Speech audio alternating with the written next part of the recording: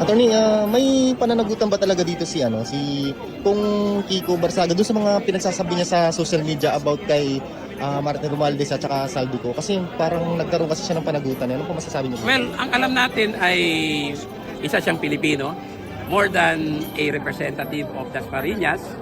So meron siyang sinasabi natin constitutionally guaranteed freedom of speech at freedom of expression.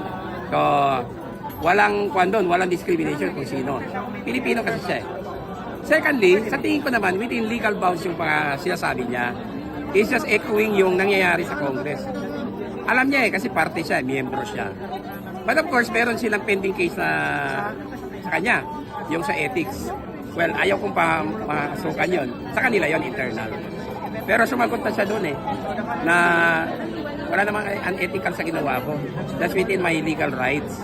So, sa tingin ko naman, as a lawyer, may depensa na maganda si Representative Kiko Barsaga.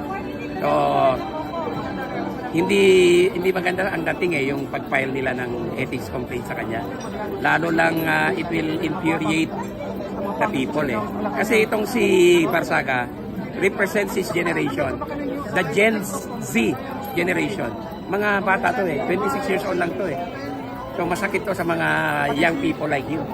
So imbis na medyo imitigate nila yung galit ng taong bayan, i-reduce nila, baka lalong mas nagalit ang taong bayan sa kanila.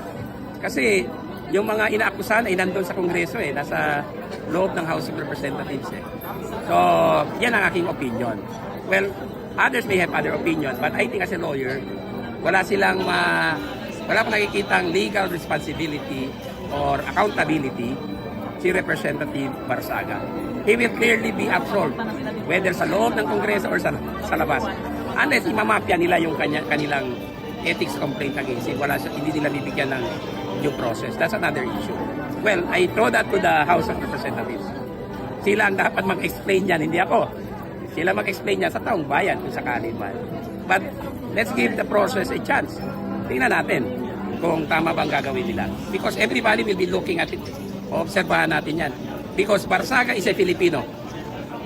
He may be a representative of Congress, pero sa tingin ko malinis itong batang to Kaya ina-idolize ko rin yan. Because he's like my son, who is about 27 years old. So, Gen Z.